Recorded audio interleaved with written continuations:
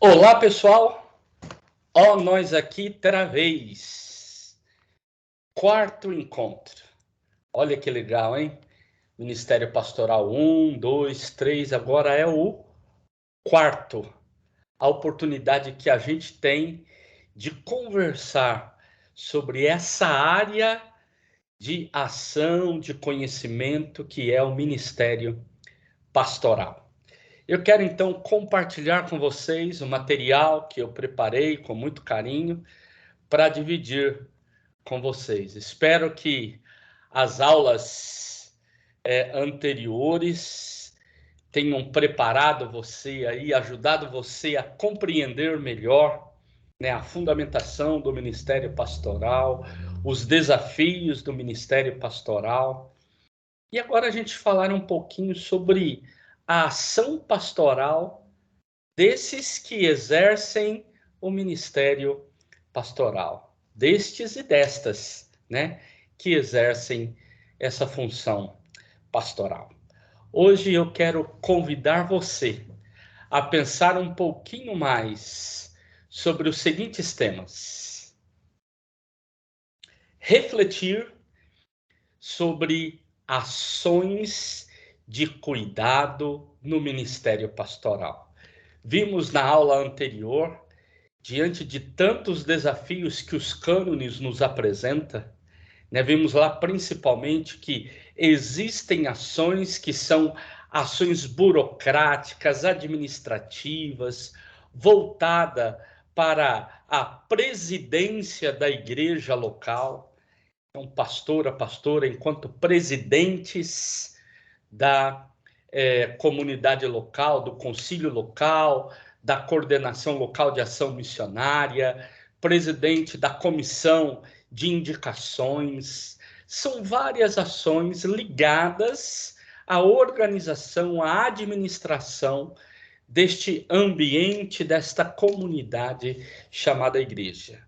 Vimos também muitas ações pastorais, mas eu quero destacar dessas ações pastorais algumas para nós refletirmos, aprofundarmos um pouco mais, entendermos a importância do ministério e cuidado pastoral na comunidade. Infelizmente, muitas pessoas, como vimos na aula anterior, têm um olhar para o ministério pastoral da mesma forma que se tem com outras áreas do trabalho, né? Acabam correlacionando e trazendo muitas ideias até do mundo corporativo, do mundo do trabalho, e isso às vezes interfere nas próprias ações ou no jeito de agir. Pastores e pastoras que querem responder às expectativas de produção a algo mais do que a apresentação de tarefas. E eu quero conversar um pouquinho com vocês e com você que está me assistindo agora de forma mais direta, mais clara.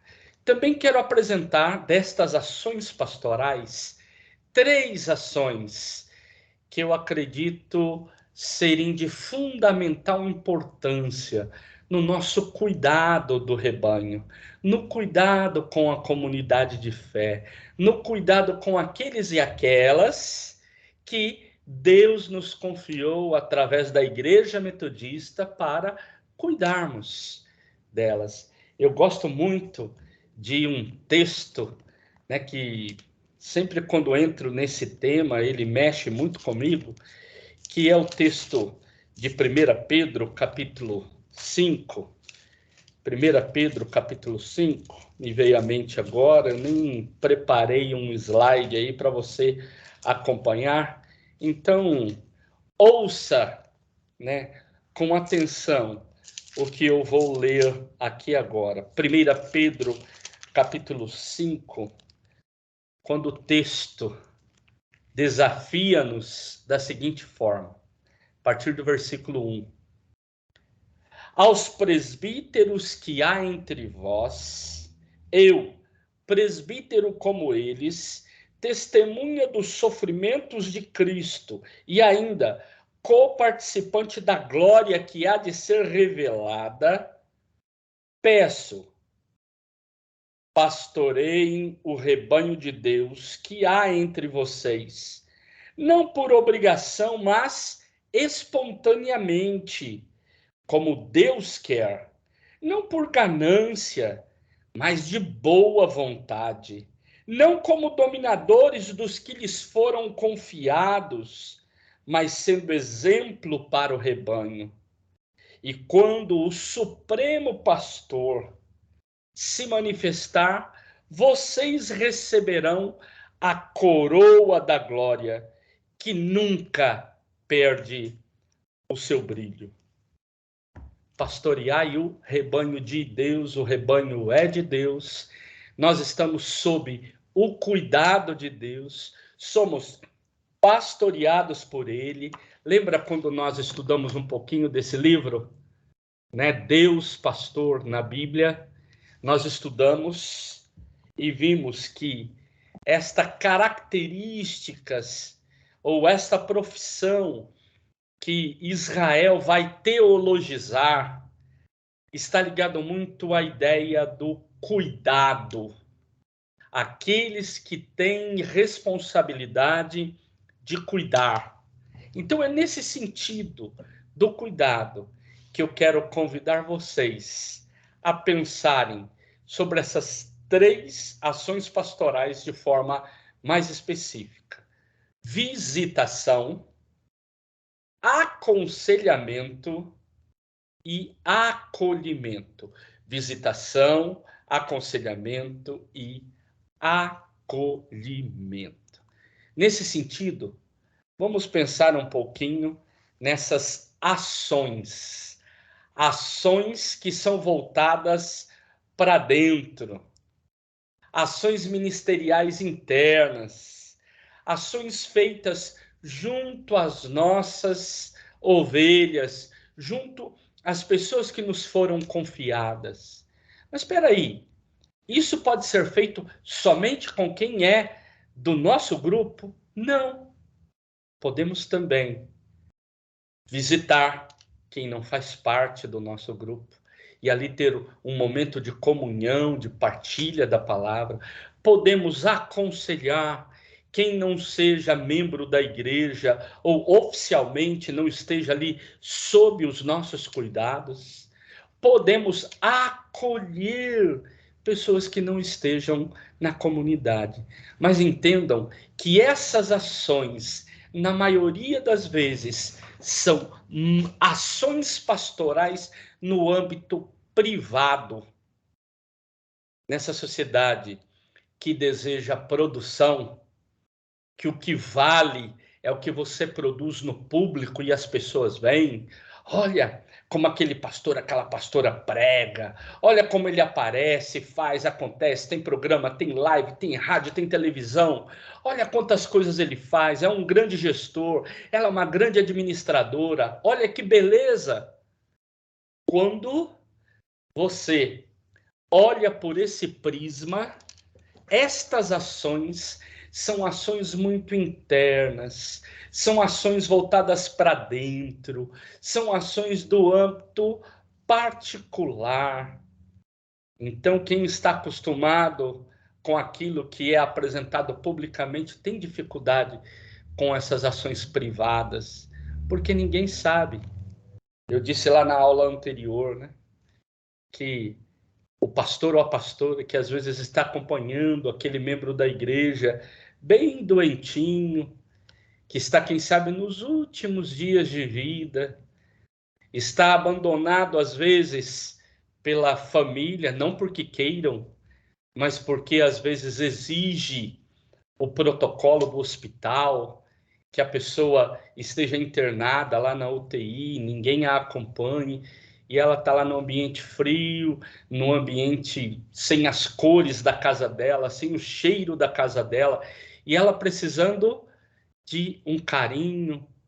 Claro que respeitamos o trabalho dos técnicos de enfermagem, né, das técnicas de enfermagem, dos enfermeiros e enfermeiras, dos médicos, dos profissionais da saúde, mas às vezes tomando conta de tantas pessoas, às vezes calejado pela demanda do trabalho, não conseguem tratar e ajudar em alguns momentos. E aí o pastor, a pastora, vai lá fazer o seu papel de cuidado, e naqueles momentos dá um toque, né? Naqueles momentos canta um cântico baixinho no ouvido, lê um texto bíblico que sabe que é do coração daquela pessoa. E aí eu gostaria de dizer a você, isso não aparece, isso não dá nem para colocar num relatório, isso não dá nem para colocar num blog, no Facebook. Visitei uma pessoa moribunda que estava sem, e aí eu conversei, eu cantei, plantei bananeira. Não dá, isso não dá ibope. Então entendam que algumas ações são ações do âmbito privado, que está ligado à nossa vocação, que está ligado ao nosso cuidado, que está ligado à nossa forma de realizar o ministério pastoral, de cuidar das vidas. Eu vou apresentar aqui algumas afirmações e um referencial teórico que eu gosto muito, que vocês já receberam ele através do Leitura Ativa, é o texto do professor Ronaldo Sattler Rosa, que fala especificamente sobre isso, sobre o cuidado pastoral. E ele fala, olha, cuidado pastoral, nesses tempos, às vezes, de insegurança, nos tempos difíceis, precisa de ser levada em consideração. Eu quero aqui, então, fazer a leitura, um texto um pouquinho mais longo, mas eu gostaria de fazer a leitura, que se você estiver me ouvindo, se você estiver também assistindo, você pode acompanhar, mas às vezes nós estamos ouvindo o professor falar e isso possa te ajudar. Diz assim o texto: há atitudes pessoais e funções básicas das pessoas vocacionadas ao serviço pastoral, das quais dependem a eficácia de suas ações de cuidado. Essas atitudes e papéis conferem autenticidade à atuação pastoral. O conhecimento de conteúdos e métodos, o compromisso pastoral e a dedicação são ingredientes importantes e necessários, mas tornam-se áridos, artificiais, se não se acoplarem com o caráter das pessoas a cargo do cuidado. O ser e o saber cuidar tornam-se indissociáveis. Eu acho este texto, né, este parágrafo tão pequeno, mas tão complexo e tão profundo para falar das nossas ações ministeriais. Existem ações que nós fazemos que só é possível se nós realmente nos sentimos vocacionados para tal. Às vezes as pessoas dizem assim, eu não gosto disso, não tenho jeito para isso, não quero fazer isso. Pode ser que a pessoa não seja de verdade vocacionada para tal. Pode ser que ela não tenha jeito para a coisa, para realizar isso daí. A Madre Teresa de Calcutá, quando uma vez alguém estava próximo dela, algo assim, não vou me lembrar a história corretamente, disse assim, nem por R$1 milhão eu faria isso que você está fazendo. E ela disse, eu também. Nem por R$1 milhão eu faria isso. Ou seja, existem coisas que nós fazemos porque há valores muito grandes dentro de nós, que é em resposta à nossa vocação. Você em algum momento já realizou algumas atividades e que outra pessoa que não compreende muito bem a vocação do ministério pastoral já disse assim: nossa, você parece bobo, você parece boba, você faz assim, e a pessoa quer que eu diga, nós às vezes andamos a segunda, a terceira, a quarta, a quinta milha, se necessário, porque nós estamos respondendo a uma vocação. Nós não estamos respondendo a simplesmente o salário que nós recebemos da igreja, a algum benefício que recebemos da igreja, a algum título que queremos sustentar. Existem coisas que vão mais além. Por isso, às vezes, algumas coisas descem quadradas na garganta da gente. A gente engole aquilo de um jeito difícil, porque nós temos a pretensão de transformar aquilo, de agir de forma diferente, de ajudar em processos, quem sabe aprender a não julgar rapidamente, né? Quando alguém chega perto de nós, eu gosto de contar um exemplo, né? Como pastor, eu atuei como pastor de tempo integral, sendo o pastor titular da comunidade por 24 anos. Tive a oportunidade de pastorear algumas igrejas, igrejas centrais, e ali desenvolver o meu ministério. Depois que eu tive a oportunidade de vir trabalhar de tempo integral na área da educação.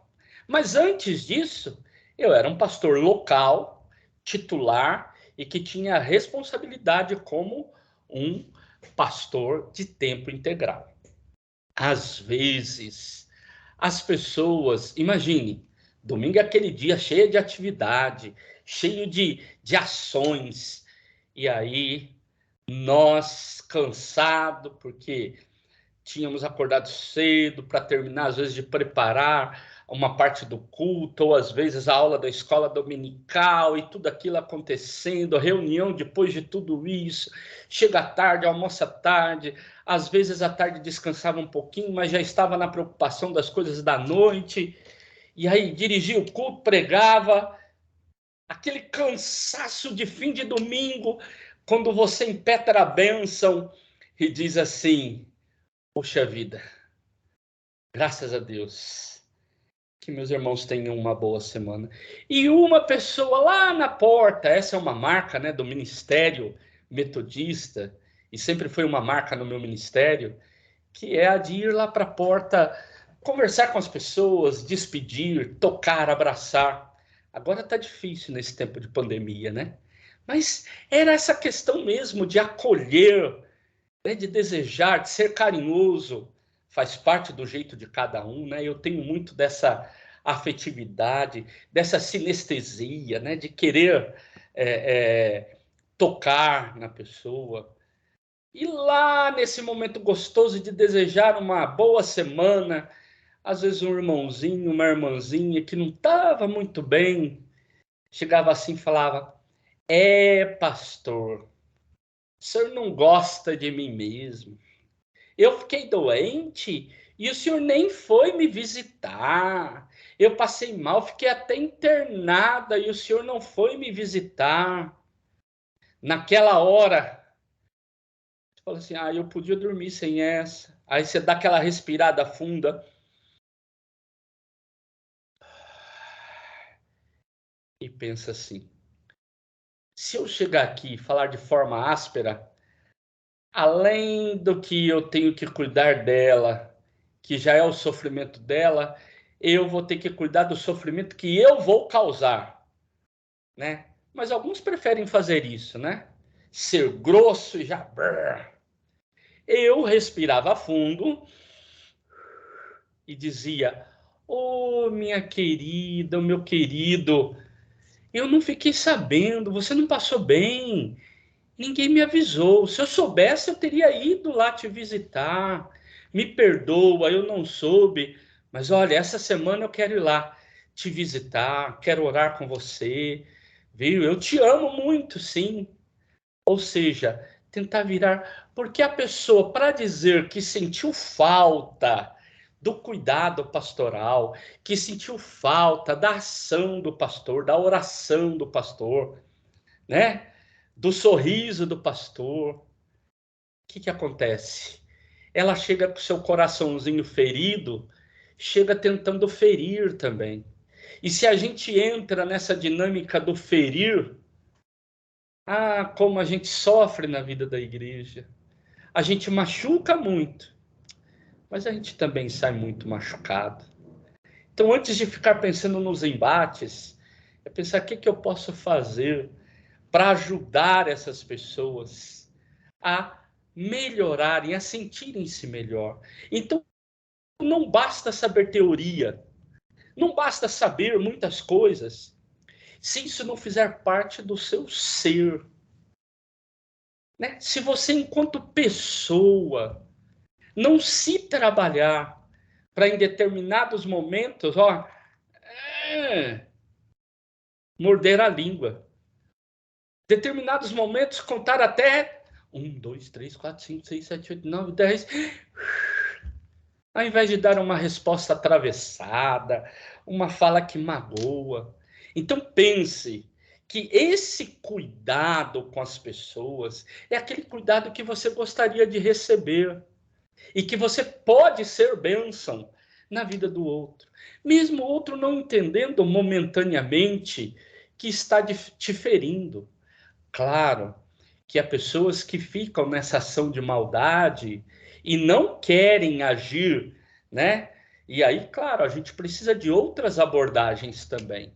Mas aqui eu quero falar daquela abordagem de pessoas que nós conhecemos, de pessoas que nós amamos, de pessoas com quem nos relacionamos e que, às vezes, com o coraçãozinho ferido, entristecido, chegam para a gente e dizem assim: o senhor não gosta de mim, a senhora não gosta de mim. É mais ou menos aquela carinha que o gato de botas do desenho do Shrek faz, né?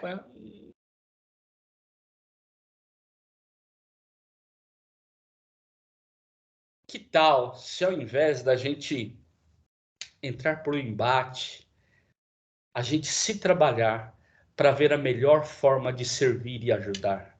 Fomos chamados para isso, para ser bênção na vida do outro, da outra. O próprio professor Ronaldo, ele vai citar um texto de Henry Nouwen. O Henry Nouwen, o que ele faz? Ele vai defender a tese de que pastores e pastoras do futuro, e quem sabe esse futuro já seja o nosso presente, precisam assimilar e desenvolver o que ele chamou de 3 aspectos prioritários no seu ministério. Assim, você quer exercer um ministério pastoral sério, inteligente, importante, você precisa então de levar em conta 3 aspectos. E olha que interessante. Então vamos agora sair do livro do professor Ronaldo para ir no livro do próprio Henry Nouwen, né? A história de Henry Nouwen é fantástica. Para mim, é um dos teólogos que trabalha a ideia de espiritualidade com mais profundidade. Essa espiritualidade do serviço, do cuidado. Ele era professor em Harvard. Ele abre mão de tudo isso para ir cuidar de pessoas leprosas. Dá para entender o que esse cara entende da ideia de cuidar do outro? Mas ele vai dizer o seguinte: 3 aspectos prioritários para aquela que quer exercer um ministério pastoral profícuo, um ministério pastoral relevante. Primeiro, articular eventos internos. Cuidar da pessoa, do indivíduo. Vamos colocar o exemplo que eu dei aqui, né? A pessoa vem com 2, 3 pedras na mão para falar: pastor, o senhor não gosta de mim, o senhor não me visita. Tchum. Ao invés de você olhar para aquela pessoa e revidar, falar, vem quente que eu estou fervendo, né? Vem com uma pedra que eu tenho duas. Ao invés de agir assim, a gente vai olhar para a pessoa, para o indivíduo, para a necessidade dela, para a angústia dela, para o sofrimento dela, vai tentar ajudá-la na superação. Precisa de se trabalhar aqui dentro para não querer descontar nos outros o que os outros às vezes trazem como uma crítica ou com uma fala meio atravessada. Então nós cuidamos de gente, de pessoas. Não cuidamos de número, não cuidamos de coisas, cuidamos de gente. E aquela pessoa, quem sabe no fundo, está dizendo assim: pastor, queria tanto que o senhor estivesse perto de mim naquela hora difícil. Só que, quem sabe, pela cultura, pela educação, pela formação, pelo jeitão, a pessoa é meio bruta para dizer isso. E ela vai tentar sacar isso desse jeito. Se você é bem resolvido, você vai saber que o problema não foi você não sabia. E quando a culpa é sua, você ainda vai reconhecer com paz no coração e pedir perdão para a pessoa na hora. Quem sabe, se eu soubesse e não tivesse feito aquilo, alguma coisa, seria um momento oportuno ali de falar: minha irmã, eu soube, me perdoa, olha, eu tive dificuldades, não tenho desculpa para dar. Eu peço que a irmã me receba na sua casa essa semana. Eu quero ir lá tomar um café, orar com a irmã. Se você está bem resolvido dentro de você, você não precisa de ficar com embate com outras pessoas, com briga, com luta. O que você faz é ajudar o outro. Um segundo aspecto que Henri trabalha aqui é o de exercer compaixão, né? Paixão junto, sofrer junto, né? Misericórdia, colocar o coração na miséria do outro, conseguir tratar da necessidade do outro, da necessidade do povo. As pessoas com quem nós nos relacionamos têm necessidades. Elas, às vezes, nem elas conseguem compreender o que elas de fato estão precisando. Por isso, eu, você, como pastores, pastoras, precisamos de muito discernimento, de muita graça, de muita ajuda dos céus e também dos nossos esforços em estudar, em buscar conhecimento, para poder ajudar essas pessoas, para auxiliá-las, para, quem sabe, exortá-las. Exortar não é chamar atenção e brigar, não. Exortar é ajudá-las a entender o melhor caminho. Terceiro aspecto, que ele coloca como aspecto prioritário: ser crítico, contemplativo, retirar a máscara do mundo manipulador e ter a coragem de mostrar a realidade.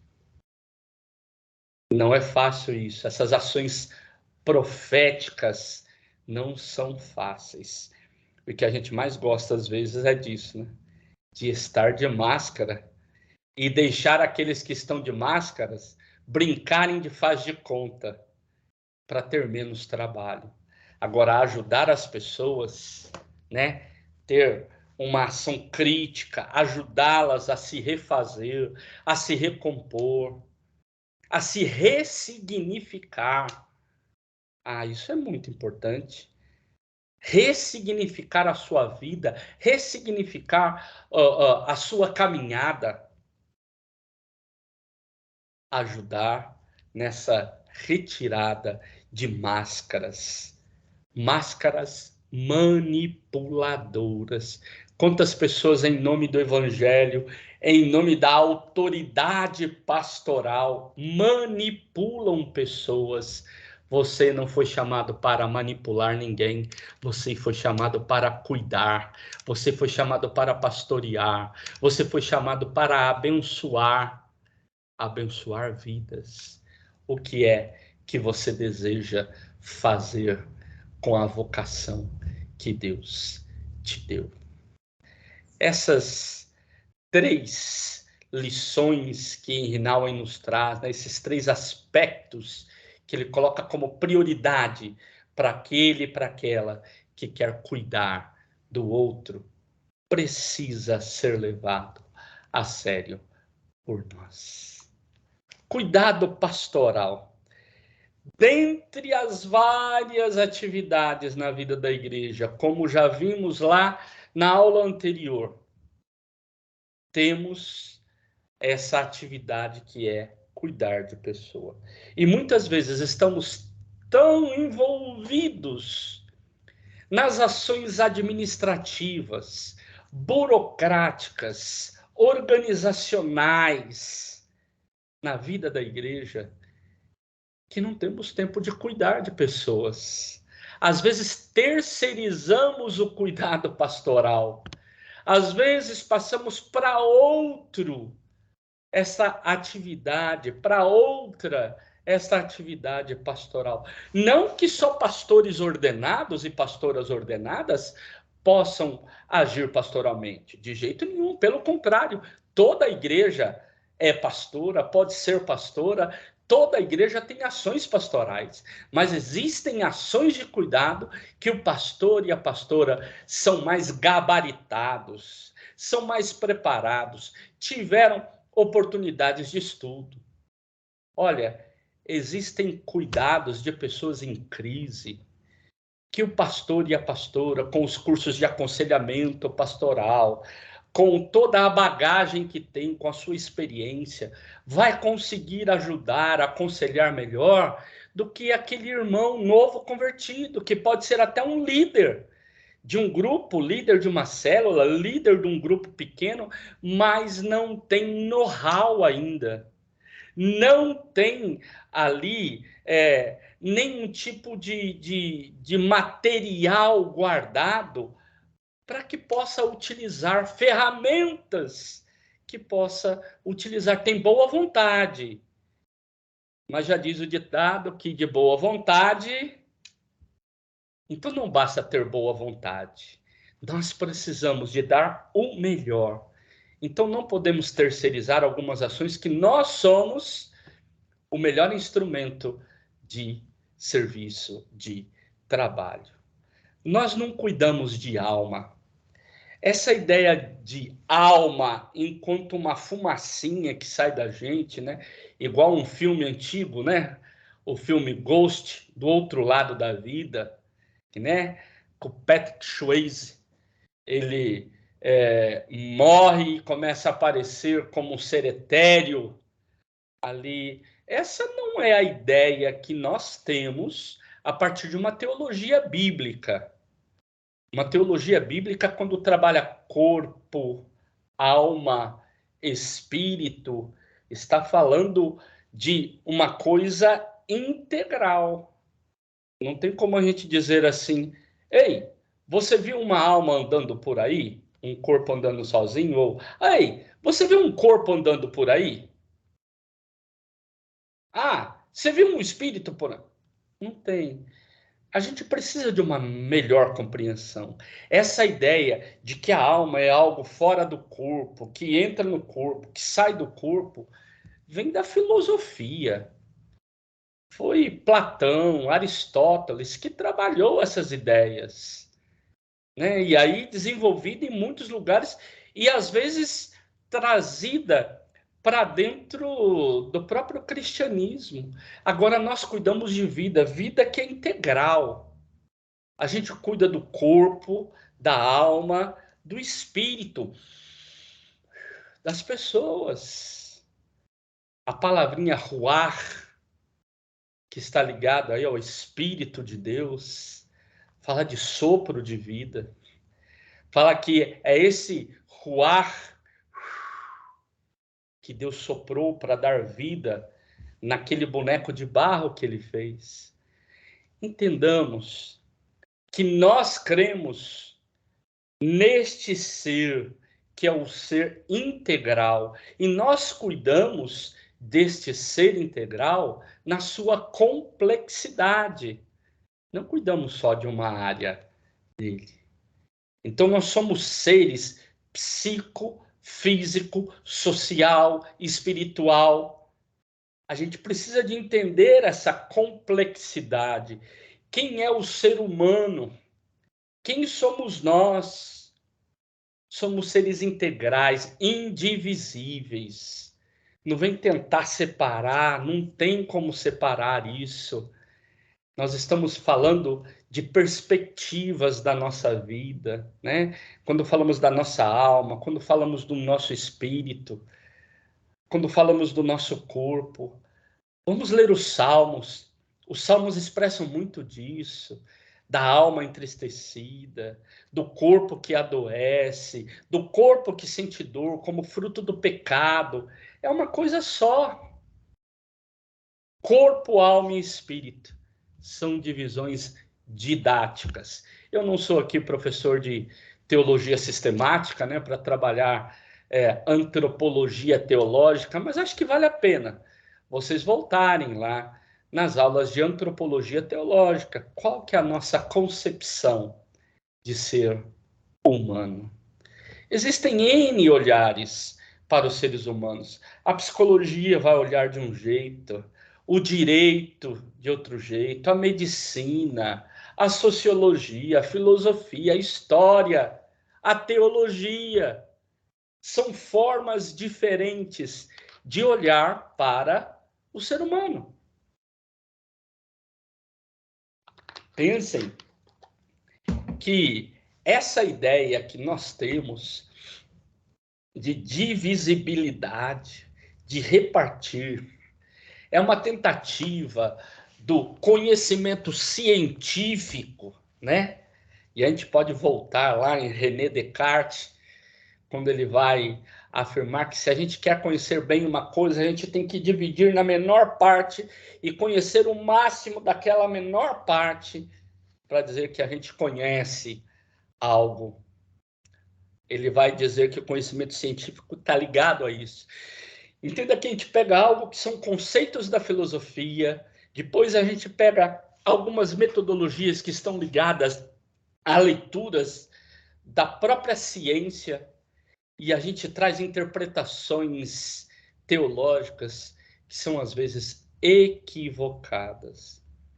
Eu quero, então, convidar você, dentro desses vários tipos de olhares, a usarmos o olhar da teologia pastoral, o olhar da teologia do cuidado, da teologia que quer ir ao encontro do outro, ao encontro da outra, daquele e daquela que quer servir, que quer cingir os lombos com a toalha para lavar os pés daqueles que necessitam. Daquele que é discípulo do Senhor e discípula do Senhor e que diz assim: olha, eu sei da importância do servir. Eu quero servir porque o meu mestre disse que eu tenho que servir, que maior é quem serve, e eu quero servir como ele serviu. Ele é meu paradigma, meu modelo. É com ele que eu aprendo, é com ele que eu quero parecer. No mundo marcado, então, por esse egoísmo, lembram lá da aula passada, eu trabalhei com vocês um pouquinho desse mundo líquido, dessa sociedade líquida, deste tempo líquido, onde uma das marcas é este egoísmo, né? Onde é cada um por si, cada um se vire, cada um que cuide de si mesmo, onde as pessoas procuram seus próprios interesses.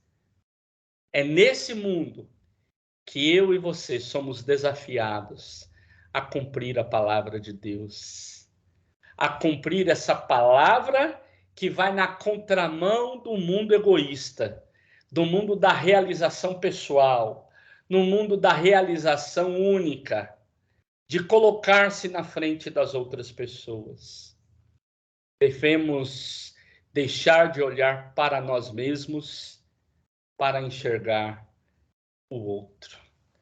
O outro é que é o alvo do meu olhar.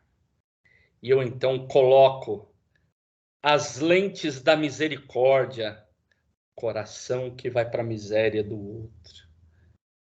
Eu coloco em mim as lentes desse coração que tem compaixão, é capaz de sofrer junto com o outro, e coloco para me relacionar com essas pessoas. Agora, isso só é possível se estiver ligado àquilo que o Henry Nouwen falou, se é uma questão existencial, que não seja apenas ideias, mas que faça parte da minha estrutura como ser, de alguém que passa por uma conversão. A palavra metanoia é fantástica, não é? Tem gente que pensa que metanoia é um arrependimentozinho. Não. Metanoia está ligada à ideia de mudança de mentalidade. É mudar, é romper com a mentalidade que o mundo às vezes impõe para uma nova realidade, que é a realidade do reino de Deus. E a mentalidade desse reino é amar ao Deus Todo-Poderoso acima de todas as coisas e ao próximo como a nós mesmos. Olha os valores. Enquanto esse mundo da produção diz que eu tenho que produzir para ser reconhecido, enquanto esse mundo do consumo diz que eu preciso consumir as coisas, o Evangelho de Cristo nos ensina: você tem que amar a Deus que te criou e te salvou. E você tem que aprender a amar o próximo como ama a si mesmo. Existem várias formas de nos relacionarmos com as pessoas, mas as pessoas que estão em tempos de dificuldade, de sofrimento, de tristeza, elas precisam de um olhar diferente, que nosso olhar seja um olhar empático. Empatia é sentir dentro, sentir lá dentro. Empatia é diferente de simpatia, que é sentir junto. Empatia é ser capaz de ir ao encontro da maior necessidade do outro.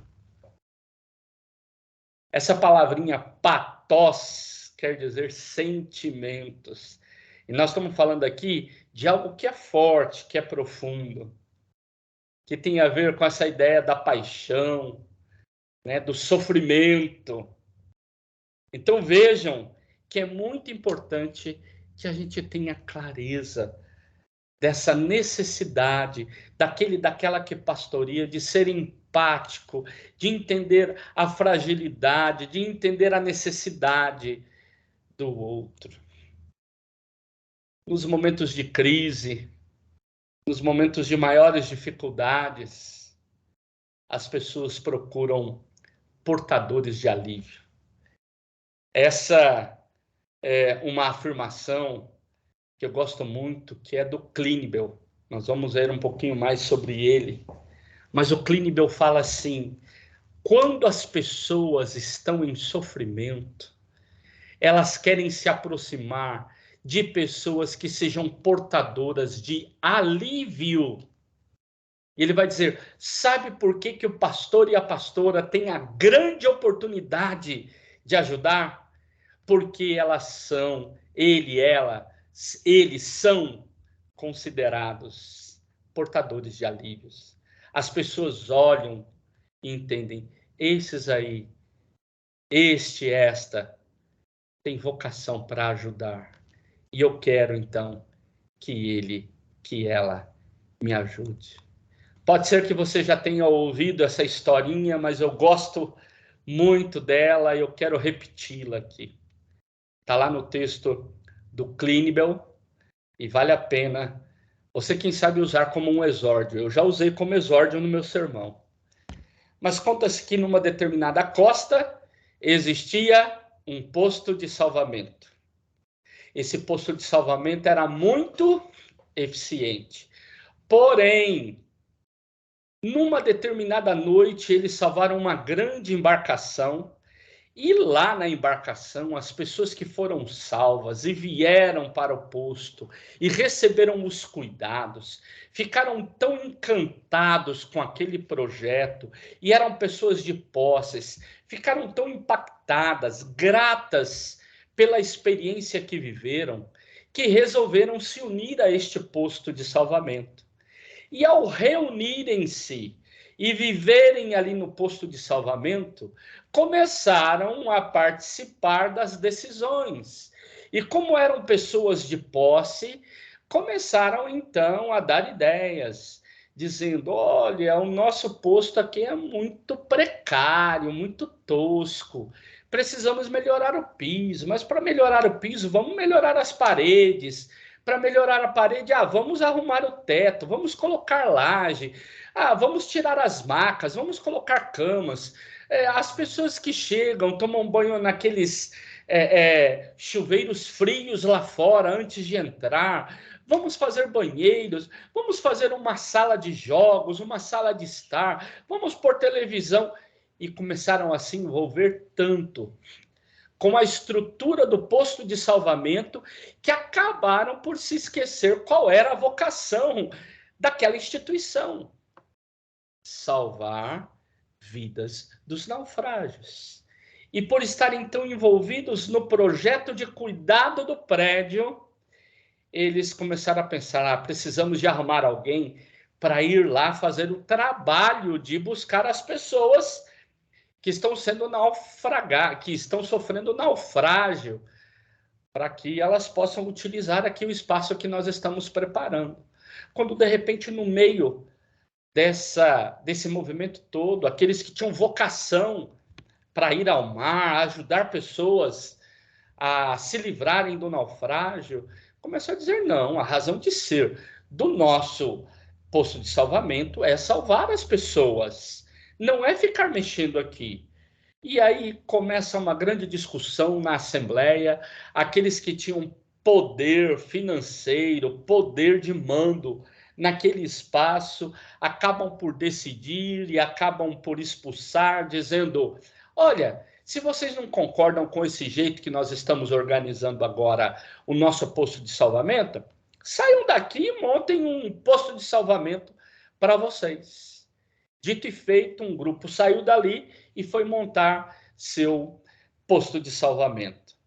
E ali no posto de salvamento, eficiente, fazendo todo o trabalho, salvaram pessoas que se interessaram pelo projeto e, de repente, se envolvendo no projeto, começam também a investir e querer que esse projeto seja diferente, investir mais no prédio do que na missão. E aí há uma grande discussão, pessoas saem dali, fundam um novo posto de salvamento. Conta-se que naquela costa hoje existem vários clubes e nenhum posto de salvamento. Qualquer coincidência, não, qualquer semelhança é mera coincidência.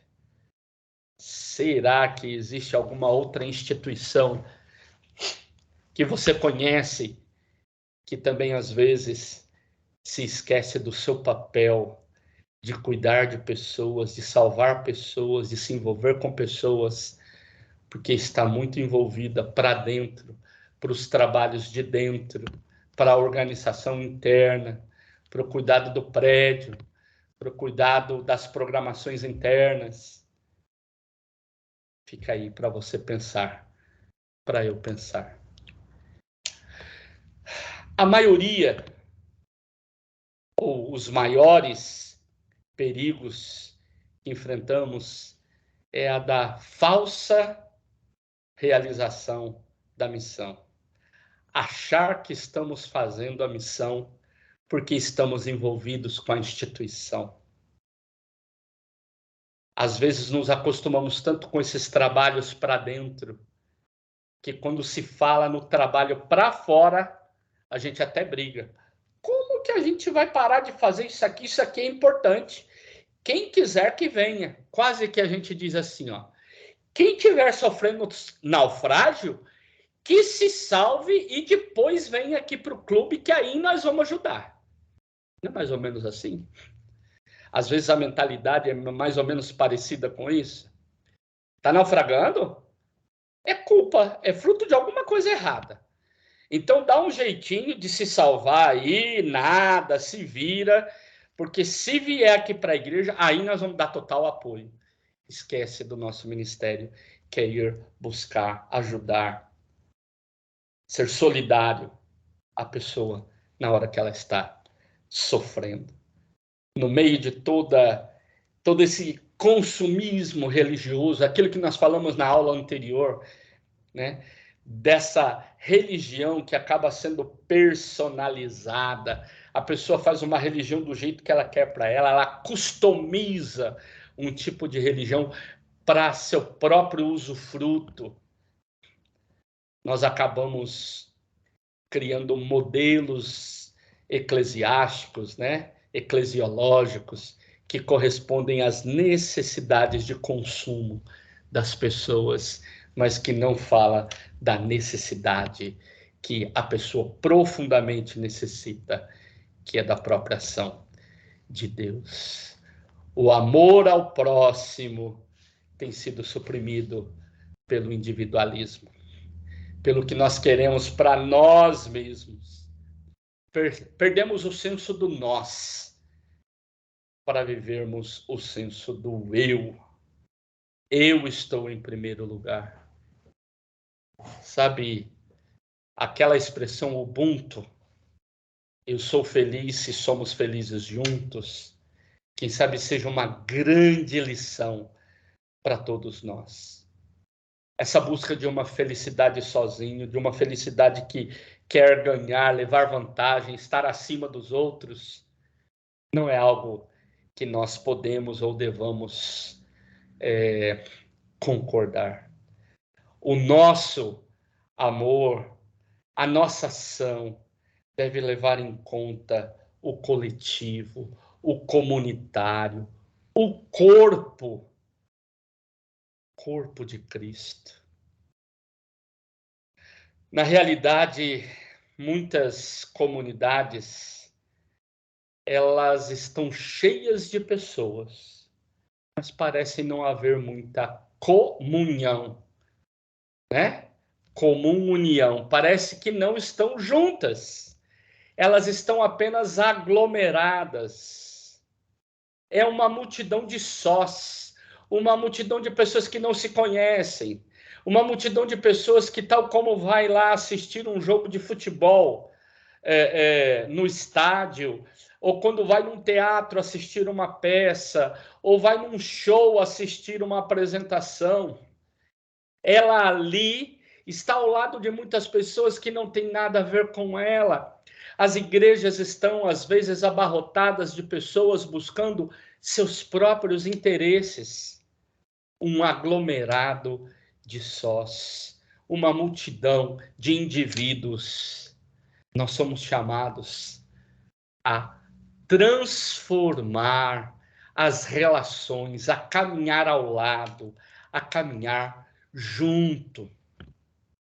As pessoas, elas, quando procuravam Jesus, procuravam porque estavam aflitas, frágeis, doentes física, emocional e espiritualmente.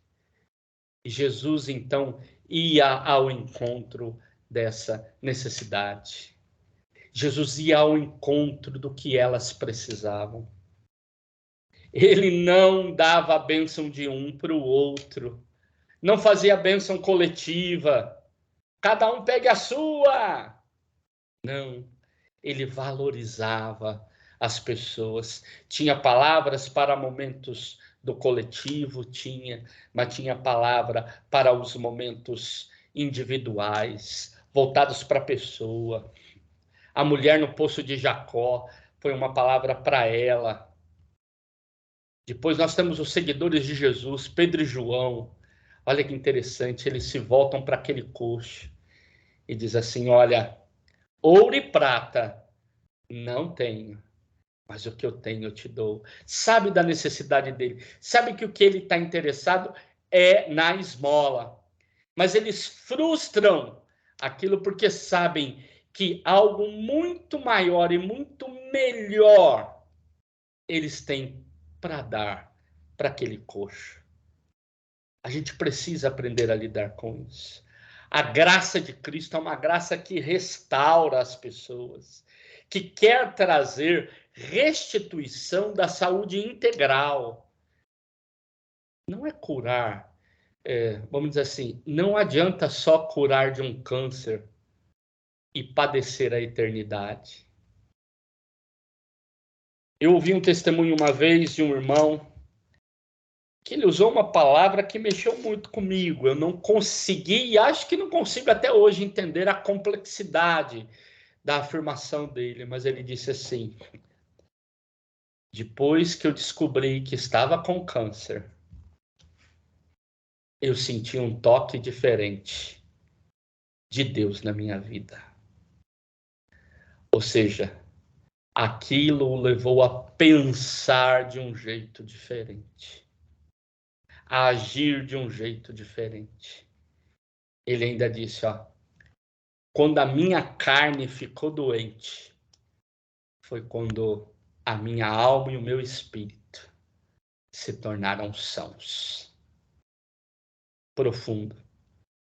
Confesso que não consigo explicar. Consegui apenas apreender o testemunho deste irmão. A igreja, na sua tarefa pastoral, ela tem que se preocupar com as pessoas, com o bem-estar das pessoas, com as necessidades. Ah, não, isso daí é papel da ONG, isso é papel disso, nós salvamos alma. Não, nós salvamos gente. Nós salvamos gente. Nós falamos do amor de Jesus para pessoas, para gentes. Desejamos que, ao cuidar delas, elas façam uma opção por Jesus e possam, além dos cuidados que nós estamos dando a elas, elas possam experimentar também o cuidado de Deus eterno na vida dela, de uma vida que começa aqui e transcende para a eternidade. Mas eu e você não somos chamados a cuidar apenas de uma parte da vida das pessoas. Somos chamados a cuidar das pessoas. Quem está com fome, nós damos comida. E enquanto damos comida, nós falamos do amor de Jesus.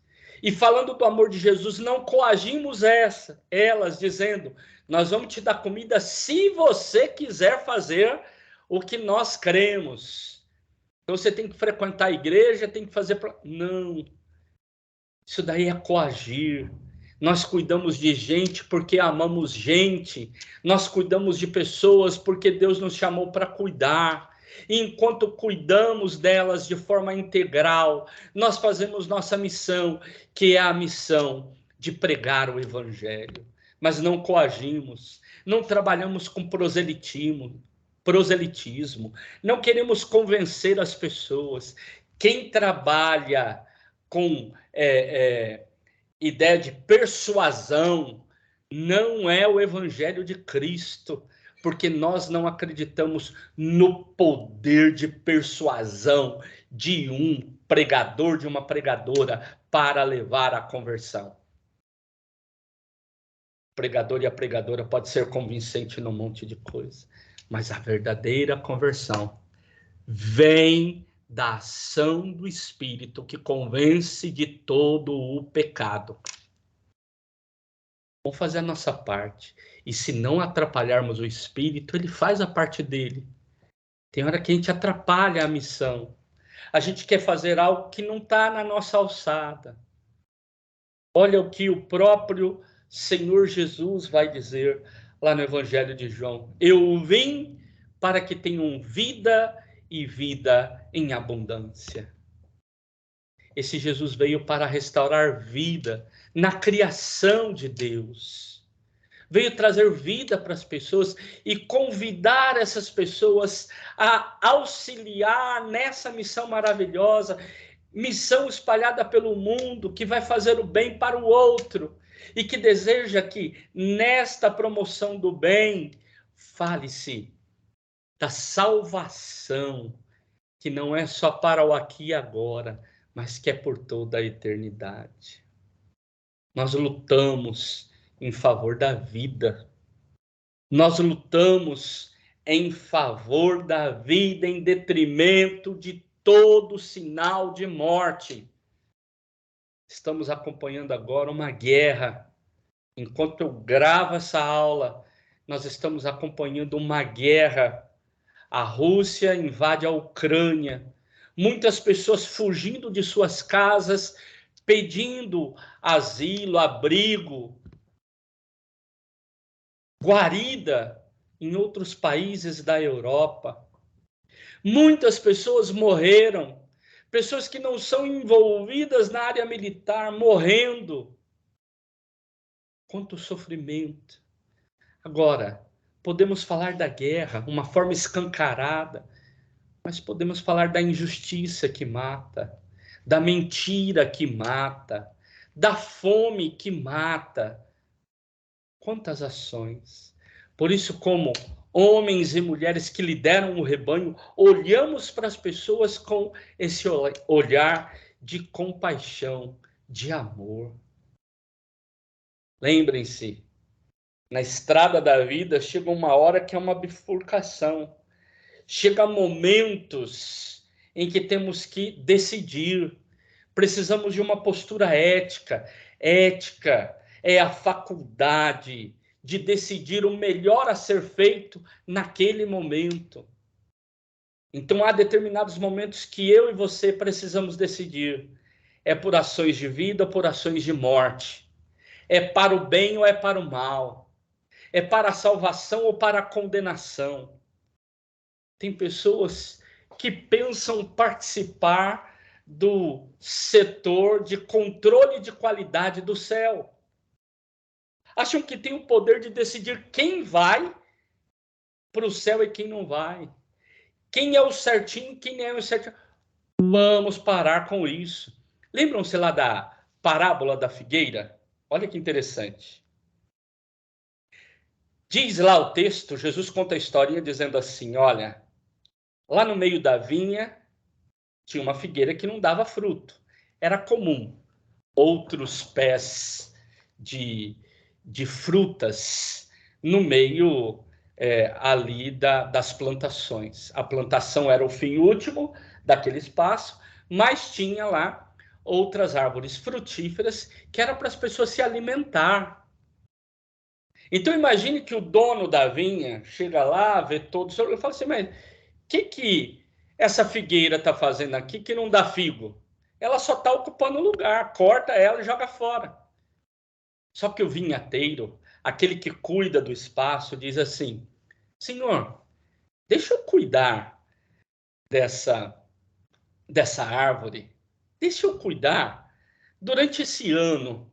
Eu vou dar um cuidado especial para ela. Se ela não der fruto, o senhor pode fazer o que o senhor quiser, mas eu estou pedindo a chance de cuidar dessa figueira. Olha que interessante. Aquela figueira estava vivendo um momento difícil. A sociedade que nós vivemos, ela tem muito disso, não está produzindo do jeito que tinha que produzir, então corta a cabeça dele, joga fora, expulsa. A igreja, a religião, por muitas vezes, já foi excludente. As pessoas acabam querendo interpretar as outras a partir das suas culturas e da sua educação, das suas experiências. Agora pensem comigo. somos chamados a cuidar das figueiras que não estão dando frutos. A figueira está sofrendo por aí. A figueira não está conseguindo dar fruto. Alguém precisa de ajudar. Não é sair com o machado na mão, sair cortando por aí, não. Tem gente que acha que é isso, né? Sai limpando isso daí, tá só estorvando, como diz o caipira. Não. Tá na hora de juntar. A tradução bíblica que eu sigo fala que tem que colocar estrume no pé da árvore. Adubo, cuidar, ajudar. Para ela tentar se recuperar. Tem muita gente que está sofrendo, que precisa de cuidado. Por isso, a gente precisa de ter clareza de que ação pastoral é uma ideia muito ampla. Nós estudamos isso lá na primeira aula, quando definimos ação pastoral. Ação pastoral é a ação de toda a igreja. E aqui eu quero dizer, estou falando de ação pastoral enquanto ação de toda a igreja, mas de forma específica, as ações de cuidado do pastor e da pastora também. São ações dos não ordenados e dos ordenados, das não ordenadas e das ordenadas. Mas eu quero chamar a atenção, se você está se preparando para o ministério ordenado da igreja, o ministério consagrado da igreja, você quer fazer parte do ministério da ordem presbiteral ou do ministério pastoral, é importante que você leve em conta essas ações que valoriza a visitação, o acolhimento e o aconselhamento. São 3 áreas ligadas ao cuidado. Mas o que é aconselhamento? Tem hora que a gente usa muito algumas palavras, mas a gente não conhece elas profundamente ou não conseguimos trazê-la para o contexto real da área, né? Então, existem palavras que a gente pode usar de forma pejorativa, a gente pode usar ela de forma coloquial, pode usar ela como uma gíria, mas qual o significado dela naquela área de conhecimento? Qual o significado dela naquela área de reflexão? Então, eu gostaria que você tivesse em mente que determinados vocábulos não basta a gente simplesmente consultar um dicionário. Se você vai lá e procura, o que é aconselhamento? Dicionário Aurélio, muito conhecido de todos nós, vai dizer, é ato de aconselhar. Beleza? Então, o que é aconselhar? Aconselhar é dar conselho, indicar, recomendar, prescrever, receitar. Então pronto. Aconselhamento pastoral é dar conselho para as pessoas.com.br. SQN, ou seja, só que não.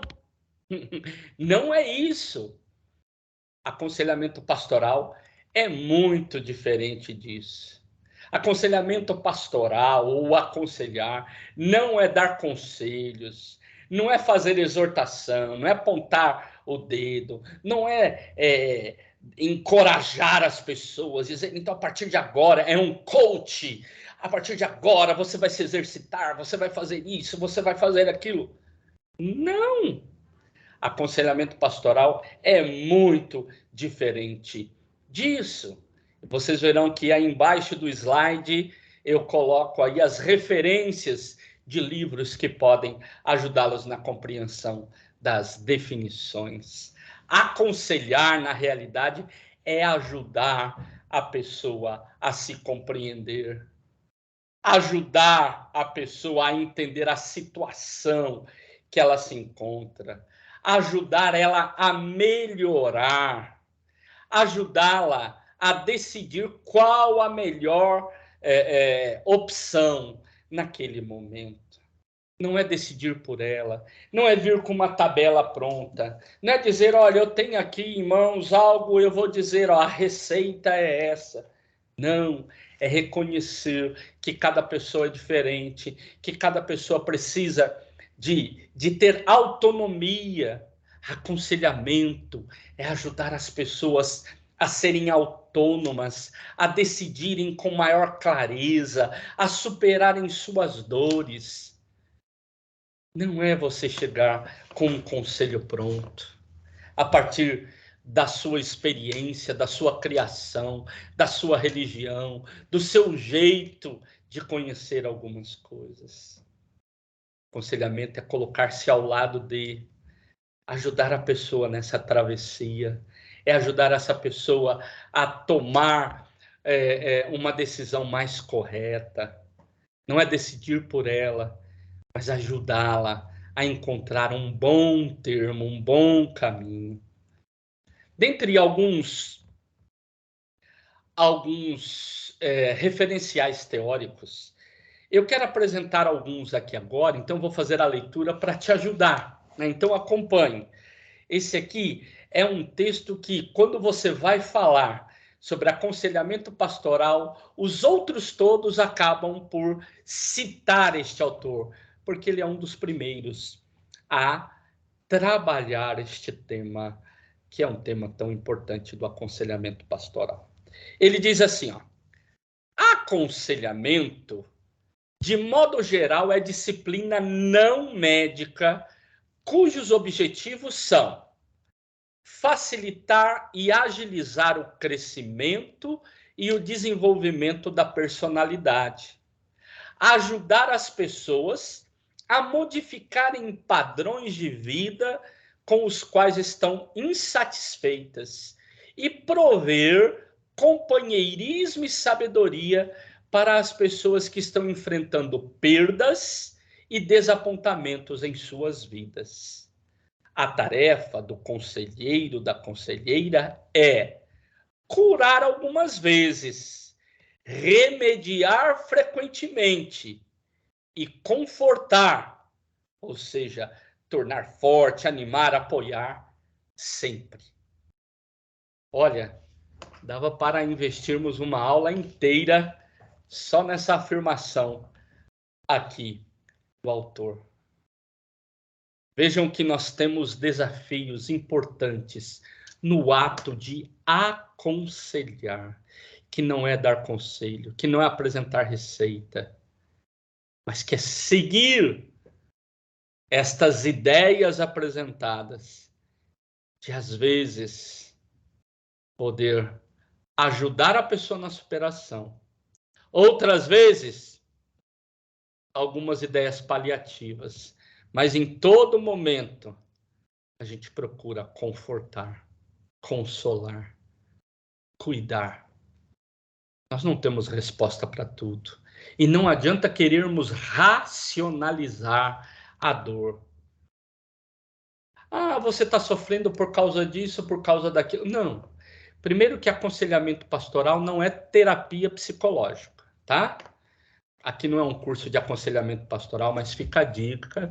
Existe um curso de pós-graduação lato sensu aqui na faculdade, né? Então, se você tem alguma outra faculdade, pode fazer um lato sensu, você pode fazer esse lato sensu em aconselhamento pastoral.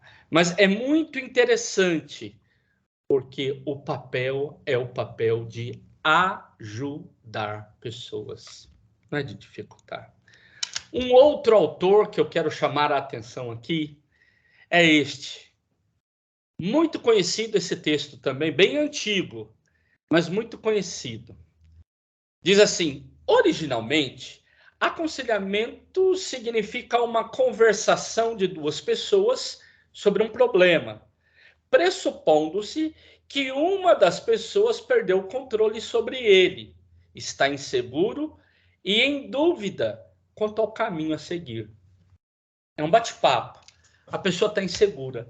Não é para outra chegar e apresentar. Esse é o caminho correto. Até porque, quando você faz isso, você acaba assumindo poder sobre a vida do outro e correndo risco muito grande de manipulação. E saiba que tem muitas líderes, que exercem manipulação dos fiéis da igreja. As pessoas ficam com medo, as pessoas se submetem de forma doentia à fala. O aconselhamento precisa de ser libertário. precisa de trazer autonomia, precisa de trazer dignidade. Por mais que nós saibamos e tenhamos ideia de possibilidades melhores, nós não tomamos essa decisão pelas pessoas, pelo contrário, queremos ajudá-las a ter um equilíbrio tal para que elas possam assumir. Agora, claro, não definimos tudo a partir disso. Aqui eu estou trabalhando alguns apontamentos. Claro que há momentos que a gente precisa de interferir. Se você vai atender alguma pessoa que está tentando se suicidar, está tentando pular lá da janela do prédio que mora, você não vai ficar conversando com ela. Ah, se você acha que é bom pular, então pula. Então... Não, você não vai fazer isso. Você vai ser diretivo. Ela está correndo risco de morte. Então, nessa hora, a gente intervém para trazer ela para um tratamento melhor. Nós só devemos ser diretivos com as pessoas se for casos extremos. Casos extremos. Porque o melhor a fazer é ajudar as pessoas a decidirem da melhor forma. Nós as auxiliamos nessa reflexão. Outro autor que eu quero trazer aqui para vocês, este é um autor também muito utilizado na pastoral aqui na América Latina, e eu gostaria que você entendesse o que o Lothar vai dizer aqui, ó. Enquanto a pastora, né, o pastor, a pastora, concentrar em suas próprias mãos o ministério, que é de todos os crentes, estará sufocando o seu processo de amadurecimento e impedimento que cheguem à perfeita varonilidade da fé. Ele está chamando a atenção de que aconselhamento é para todo o povo de Deus. Todos nós podemos ser capacitados. Você pode fazer um curso na sua igreja para capacitar as pessoas para o ministério de aconselhamento, de visitação, de acolhimento. Quando pastor, eu já fiz isso. Eu lembro uma vez que levei o grupo de professores do seminário Bispo Sila Franco, que é o seminário da 5ª Região Eclesiástica.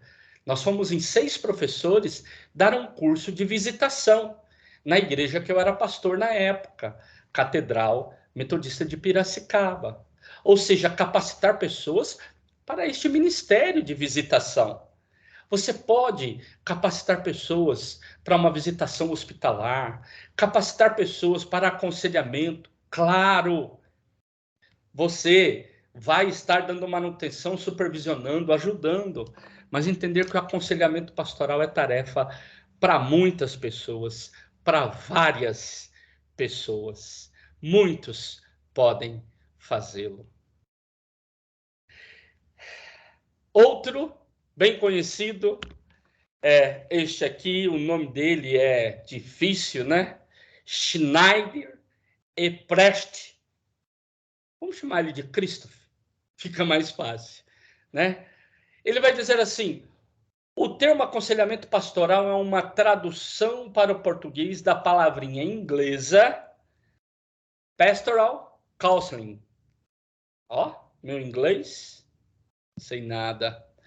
Usado especialmente no contexto norte-americano do século XX. Então é de lá que vem essa ideia, porque lá se desenvolvia a ideia de uma pastoral clínica, de um pastor que fazia uso do gabinete para atender as pessoas. Mas aconselhamento pastoral é muito mais que isso. E aí outras palavras que nós precisamos entender são as palavras poimênica, clínica pastoral, psicologia pastoral, que são palavras que nasceram naquele contexto e que nós acabamos por utilizar. O que é poimênica e o que é aconselhamento pastoral? Poimênica é ajudar a comunidade cristã, ajudar as pessoas da igreja a crescerem de forma saudável em vários âmbitos da vida. Então é quando você investe na comunidade no sentido de vida, saúde, saúde na convivência, saúde pessoal, saúde nos relacionamentos, uma comunidade terapêutica. O aconselhamento pastoral é uma das dimensões dessa poimênica, ou seja, é uma área de atuação desse cuidado geral da igreja. Então, nem todos precisam passar por aconselhamento pastoral, mas todos na igreja, inclusive os pastores, precisam usufruir deste tempo poimênico da igreja. Então, o Clinibel, para mim, é um autor que eu gosto de utilizar muito. Ele vai dizer: toda a ação pastoral, toda forma de ação, de cuidado das pessoas, precisa estar, essas ações precisam estar sobre esse tripé. E ele vai dizer que é necessário que este tripé sustente o cuidado pastoral. E esse tripé qual que é? Ele vai apresentar como 3 aspectos. Tem que trazer crescimento, a pessoa não tem que ficar dependente do outro. Tem que trazer libertação, ela não fica cativa do que o outro, escrava do que o outro quer, e traz integralidade enquanto ser integral. É muito importante que se tenha isso em mente. E aí, nesse sentido, ele vai apresentar algumas questões, né? Ele vai afirmar assim, ó: para potencializar crescimento em direção à integralidade em todos os aspectos da vida da pessoa, Clinibel cunhou 6 aspectos interdependentes, uma vez que, na sua compreensão, poimênica deve capacitar as pessoas para aumentar e equilibrar o crescimento em todos os aspectos da vida. Então pense que a poimênica é a ideia de levar a pessoa ao crescimento enquanto pessoa. E ela, nesse sentido, viver da melhor forma. E então Clinibel, no seu livro, vai dizer: essa poimênica precisa de avivar a sua mente. Somos seres racionais. As pessoas precisam de ter personalidade, fortalecer a personalidade daquela pessoa, para que ela tenha autonomia, para que ela possa por si mesma decidir, não seja uma pessoa insegura.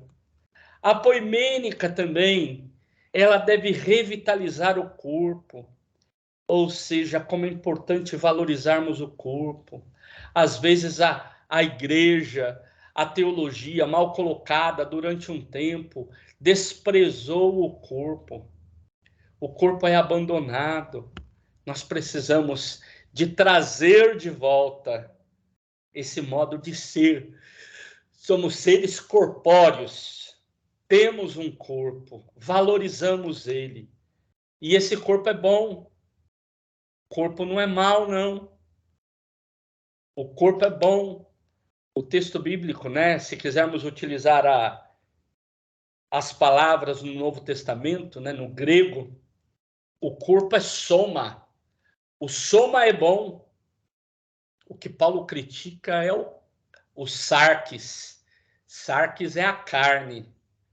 Carne enquanto desejo de pecado, desejo de maldade, de viver fora do projeto de Deus. Agora, o corpo é bom, valorizar o corpo. Renovar e incentivar os relacionamentos íntimos. As pessoas precisam de ter boas relações. Maus relacionamentos vão trazendo cada vez mais doenças e doenças. Como que a gente se conserta nos nossos relacionamentos? Ele vai falar também sobre a importância de aprofundar a relação com a natureza e com a biosfera. Nós precisamos de estar de bem com o mundo. Porque o ecossistema, como se nós estivéssemos fora do ecossistema, nós estamos dentro. Nós fazemos parte deste ecossistema. E quando fazemos mal para o ecossistema, estamos fazendo mal a nós mesmos. A ideia de dominar a Terra tem sido uma ideia de subjugar para que nós possamos usufruir e temos matado a natureza e já temos pagado o preço por essa ação indevida.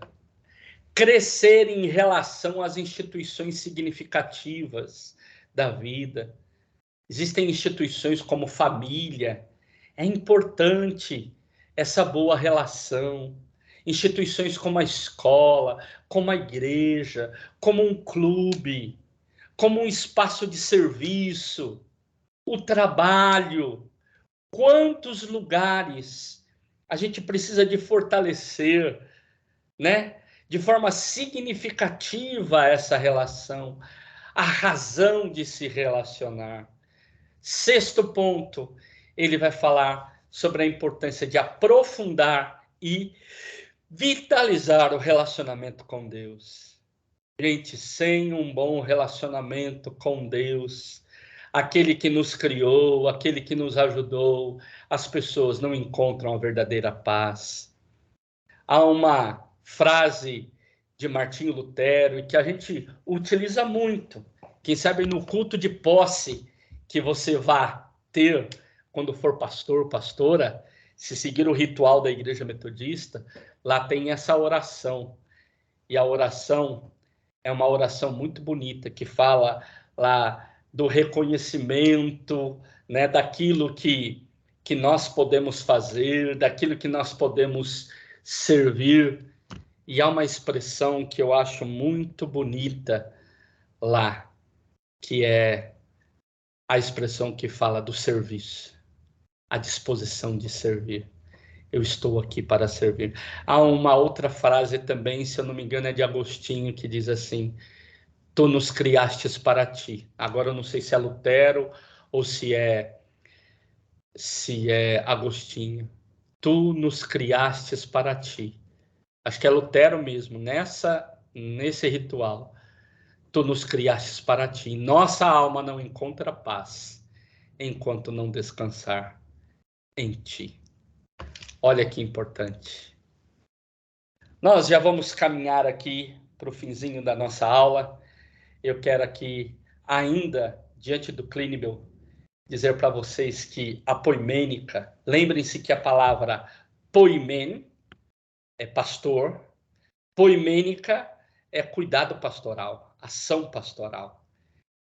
O Clínibel, ele vai dizer assim, olha, existem 5 funções da poimênica. E aí ele divide, dizendo assim, uma primeira é a cura. Uma das funções pastorais, uma das ações de cuidado é procurar a pessoa, ajudar a pessoa na busca da sua integralidade, a avançar, a aumentar seu potencial diante dos desafios da vida. Segunda é a sustentação. Como precisamos ajudar as pessoas? As pessoas estão, às vezes, desvalidas, acabadas, e aí nós somos chamados a levantá-las, a ajudá-las a se recompor. Também ele vai falar sobre a orientação. Temos um papel pedagógico, um papel instrutivo, cuidar das pessoas diante de situações perplexas, complicadas. Nós ajudamos essas pessoas, ajudamos a compreender, não decidindo por elas, mas refletindo junto com elas. Auxiliar na reconciliação. Há relacionamentos rompidos que machucam e trazem sofrimentos. É necessário restauração, reconciliação. Quinto, fala da nutrição. A gente precisa de continuar alimentando as pessoas em todos os momentos. Nosso tempo já deu aqui e eu quero dizer que referência bibliográfica não falta. Você pode ir atrás de muitos materiais. Lá no Leitura Ativa, muitos materiais já foram passados. Aqui apresenta outras possibilidades que você pode ir ao encontro. Eu quero dizer que para mim foi um prazer muito grande caminhar nessas 4 aulas. Você pensa que acabou? Ainda tenho 2 oportunidades com vocês como parte deste módulo. Agora eu me encontro com vocês em 2 seminários temáticos. Primeiro seminário temático, nós vamos trabalhar sobre a ação pastoral lá junto à juventude. E depois nós vamos falar sobre o fenômeno do envelhecimento populacional e a nossa ação pastoral junto às pessoas mais velhas. Eu desejo que seja bom para você participar dessas aulas, que esteja sendo bom para vocês crescerem nesse conhecimento. Gostei muito de acompanhá-los nas 4 aulas e volto para mais 2. Me aguardem. Deus abençoe. Muito bom estar com vocês. Abraços!